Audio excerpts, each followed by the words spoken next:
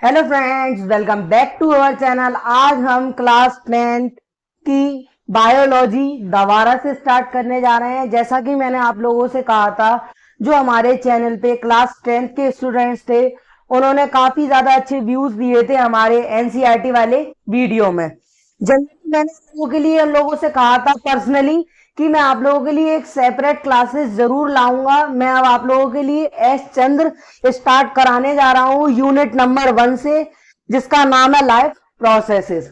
यानी मैंने आपसे कहा था कि मैं एनसीईआरटी कंप्लीट कराने के बाद आपके लिए दोबारा से सारे चैप्टर एस चंद्र से जरूर लाऊंगा।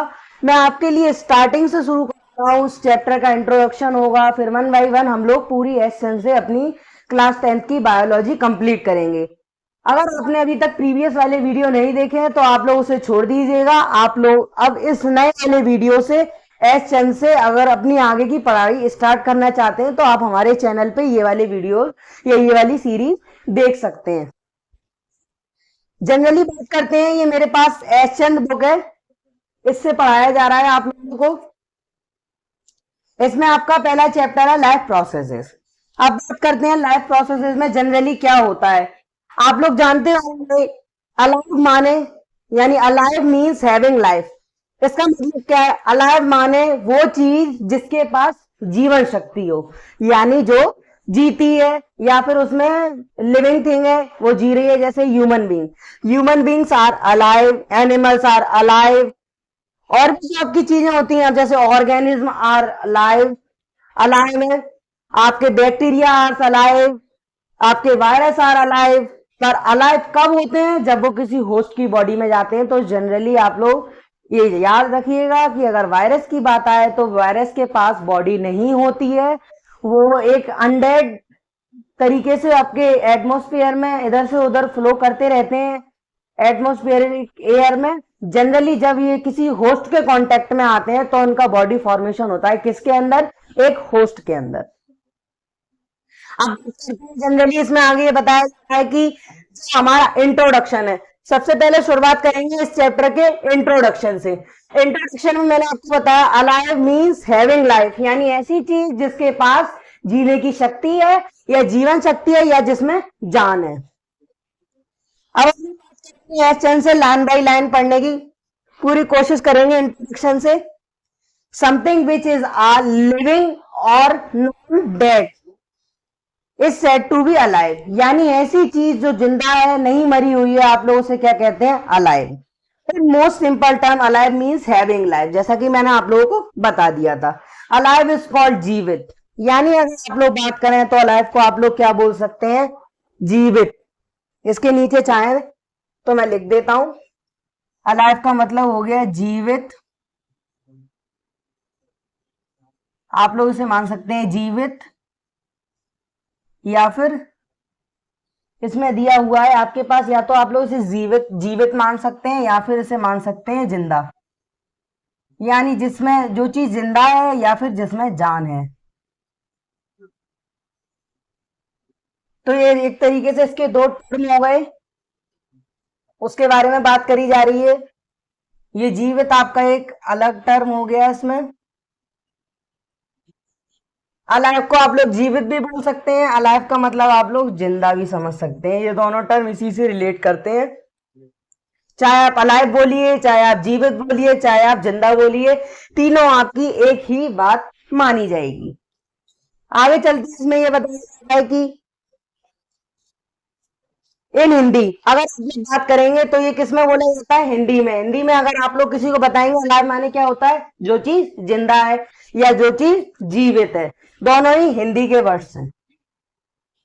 अब इसमें बात करी जाती है कि बात करिए ह्यूमन बींग्स की। We are alive and you are also alive, यानी हम सब जिंदा हैं और जो आप अपनी वर्किंग कर रहे हैं, यानी आप जो चैप्टर को पढ़ रहे हैं या और कोई आपके आसपास जो लोग रहते हैं वो भी जिंदा हैं, इसीलिए तो वो लोग लिविंग है, जिसे हम लोग क्या बोलते हैं? Alive. These things which are alive are called living thing, यानी जो चीज जिन लोगों के पास ऐसी कोई चीज जिन लोगों के पास जीवन शक्ति है या जिंदा है या जीवित है, जिसे हम लोग इंग्लिश के यानी अपनी बायोलॉजी के टर्म पे अलाइव बोलते हैं, उसको हम लोग क्या कहते हैं, लिविंग थिंग, यानी जिनमें जान हो उन्हें हम क्या कहते हैं, जिंदा चीजें। Alive means having life is called living thing. यानी अगर हम लोग बात करी जाए, आपके पास डेफिनेशन आ जाए, डिफाइन द लिविंग थिंग, तो आप लोग क्या डेफिनेशन लिखेंगे, those things which have alive is called living things. तो इसकी सिंपल सी डेफिनेशन हो गई।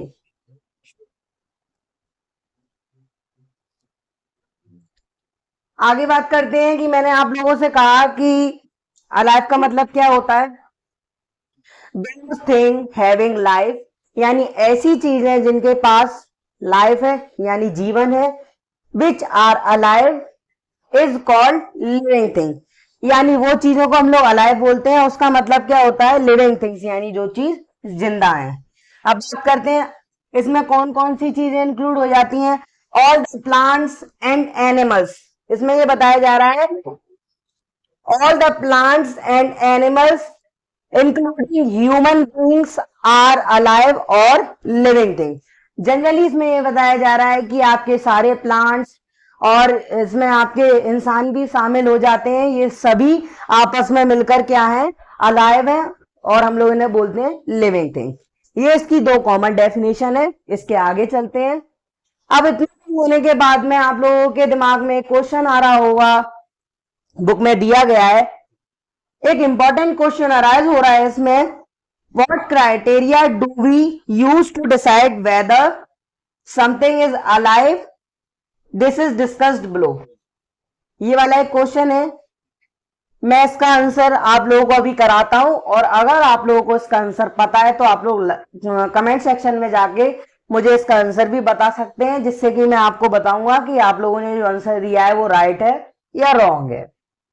जनरली बात करी जाए कि ऐसी कौन सी चीजें होती हैं या ऐसी कौन सी स्थिति होती है जिसे आप देख के ये बता सकते हैं ऐसी कौन सी चीज है, किसी चीज के बारे में, जैसे अगर इंसान है कोई, तो क्या देखते हैं इंसान जिंदा है कि नहीं, किस चीज से चेक करते हैं कि वो सांस ले रहा है कि नहीं ले रहा है, या फिर उसकी नोज के नीचे हाथ रख के देखेंगे कि ये सांस ले रहा है कि नहीं ले रहा है, या फिर आप लोग क्या करते हैं, जनरली सबसे कॉमन वे किसी के बारे में जानने का, आप लोग अपने हाथ की पल्स रेट चेक करवाते हैं, डॉक्टर के पास जाते हैं, जो हमारी नब्स होती है यहाँ पे रिस्ट की, यहाँ पे डॉक्टर जो डॉक्टर उनका ग्रुप होता है, डॉक्टर क्या करता है, नब्स चेक करता है, फिर हमारी सांस चेक करता है कि हाँ ही इज नो मोर, उसके बाद वो कंफर्म करता है कि अगर ये इंसान सांस नहीं ले रहा है तो ये इंसान अब नहीं रहा।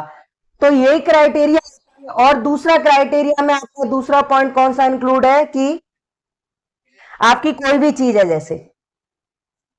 जैसे आप ही लोग हैं, जनरली बात करी जाए, हम लोग इंसान हैं, हम लोग मूवमेंट करते हैं, इससे पता चलता है कि हाँ हम लोग अगर चल फिर रहे हैं, हम लोग जिंदा हैं तभी तो चल फिर पा रहे हैं, इसीलिए इससे भी पता चलता है कि आप अलाइव हैं। अब जैसे कि कुछ चीजें ऐसी होती हैं, बुक में बताया जा रहा है कि कुछ ऐसी क्रिटिकल एनिमल वगैरह होते हैं जिनमें मूवमेंट ऑब्जर्व करवाना काफी ज्यादा मुश्किल हो जाता है, उसके बारे में बात करते हैं।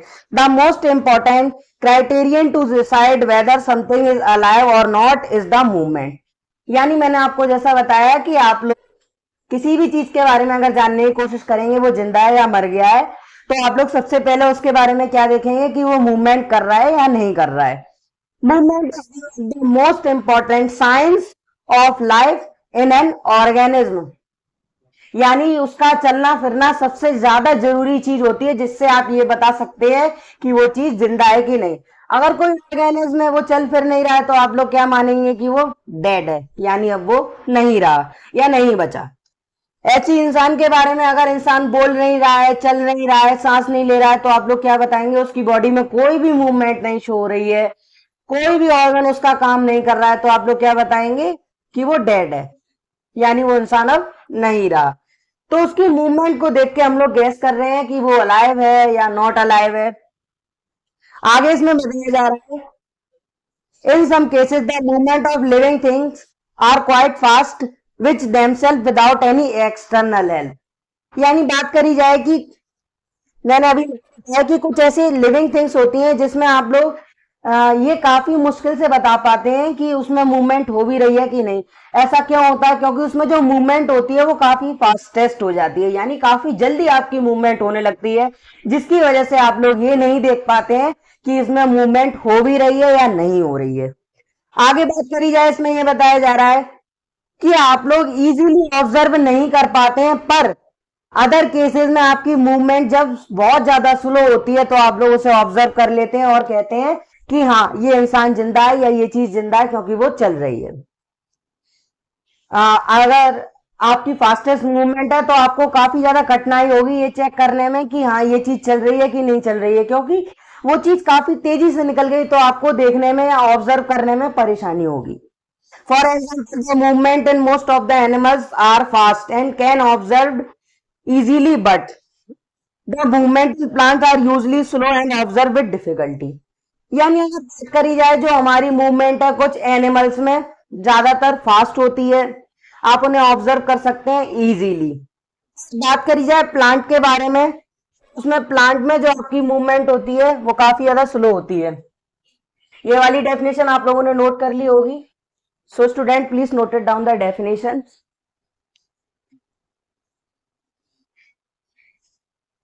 जनरली बात करी जाए इसमें प्लांट और एनिमल के बारे में, जैसा कि बुक में हमारी बताया गया है। अब इसमें क्या बताया जा रहा है कि जो आपके प्लांट्स होते हैं वो एक जगह से दूसरी जगह अपनी मूवमेंट नहीं कर सकते हैं, और प्लांट में जो मूवमेंट है वो आपको जनरली कहाँ देखने को मिलेगी? प्लांट की लीव्स में, प्लांट के स्टेम में, प्लांट की ब्रांचेस में आपको वहां पे इसकी मूवमेंट देखने को मिलती है। वो भी तब जब आप बहुत ही ज्यादा एक टक निगाह से देखेंगे, जैसे कि आप लोग एक पेड़ को बहुत ध्यान से देखते हैं, आंधी वगैरह चलती है या बहुत हल्की फुल्की हवा चलती है तो उसकी लीव्स में आपको मूवमेंट दिखता है और उसकी ब्रांचें वगैरह हिलने लगती हैं, वही एक प्लांट की मूवमेंट होती है, और वो काफी ज्यादा धीमी होती है, इसीलिए उसको आपको देखने के लिए काफी ज्यादा कठिनाई का सामना करना पड़ता है। अब जनरल बात करी जाए, ऐसा प्लांट में बिल्कुल भी नहीं है। इसके अपोजिट प्लांट के अपोजिट है बिल्कुल एनिमल में। एनिमल में क्या बताया जा रहा है कि एनिमल एक जगह से दूसरी जगह चल फिर सकते हैं उनकी जरूरत के हिसाब से और उनकी इच्छा अनुसार, यानी उन्हें खाना खाने की जरूरत पड़ेगी तो जा सकते हैं, और अगर उन्हें आराम करने की जरूरत है तो वो लोग जा सकते हैं कहीं भी, जैसा उनका होगा वैसा वो कर सकते हैं अपने बॉडी पार्ट्स के साथ मूवमेंट शो करा के। इसी जगह हमारे जो प्लांट नहीं कर सकते हैं। आगे इसमें चलते हैं, बुक में क्या बताया जा रहा है वो देखते हैं। जैसे इसके कुछ एग्जाम्पल है एनिमल में, जैसे आपका फ्रॉग हो गया, वो जंप कर सकता है अपनी इच्छा के अनुसार। आगे इसमें बताया जा रहा है कि आपकी बर्ड है, बर्ड आपकी जहां उसका मन होता है वहां पे फ्लाई कर सकती है, ओवर द स्काई उसका जहां भी मन होगा वो जा सकती है। The birds flies in the sky when their wings, यानी जैसी उसकी इच्छा है वो वैसे चाहे वैसे कहीं भी उड़ सकती है ऑल ओवर द स्काई में। N athletes moves when he RIMS and, अब बात करें एक एथलीट्स की, तो एथलीट्स भी अपनी विल के अकॉर्डिंग यानी अपनी इच्छा के अनुसार भाग सकता है, रुक सकता है, जंप कर सकता है, रनिंग कर सकता है।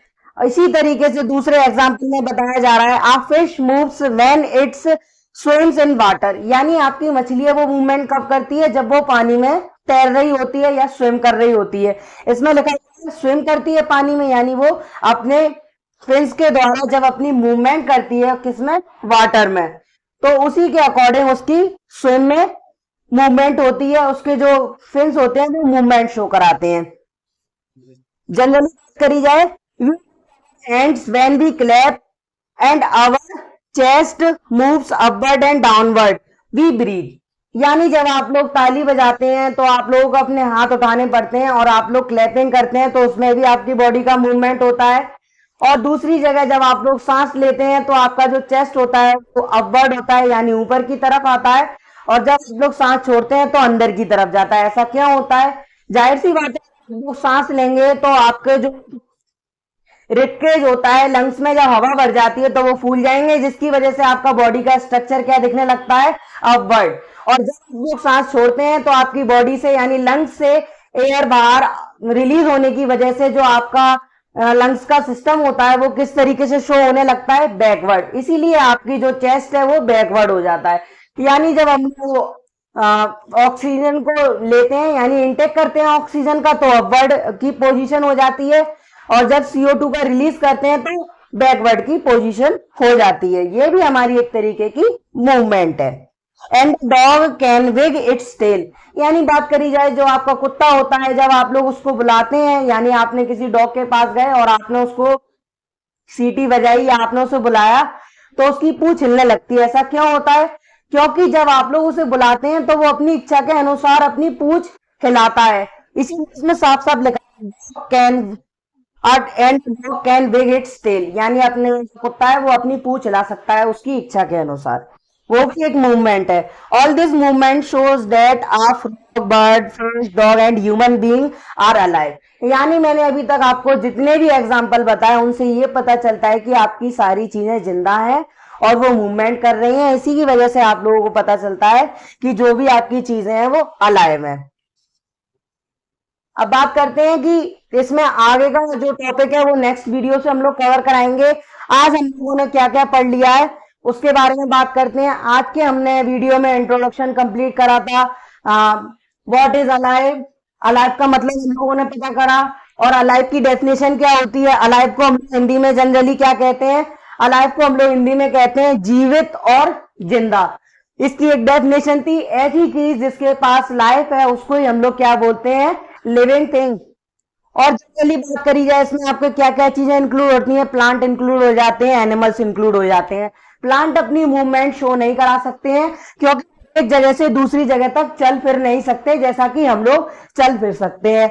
अब जनरली बात करी जाए उनकी जो मूवमेंट होती है वो काफी ज्यादा स्लो होती है, और उन्हें देखने के लिए आपकी उसकी मूवमेंट को आपको काफी ज्यादा कठिनाई का सामना करना पड़ता है। आप लोग जब बहुत ही ज्यादा फोकस्ड होके प्लांट की लीव्स को देखेंगे तब आपको उसकी मूवमेंट दिखाई देगी। अब जनरली एनिमल के मैंने बताया था, एनिमल्स अपनी इच्छा के अनुसार एक जगह से दूसरी जगह जा सकते हैं, और उसमें उनकी जैसी जैसी जरूरत होती है उस हिसाब से वो अपने बॉडी पार्ट्स को मूवमेंट कर सकते हैं। यानी उनकी इच्छा है ट्रेन करने की, यानी उसकी इच्छा है शिकार करने की तो वो शिकार कर सकता है, उसकी इच्छा है पानी पीने की तो वो पॉन्ड पे जाके पानी पी सकता है। तो ये भी एक तरीके से मूवमेंट है।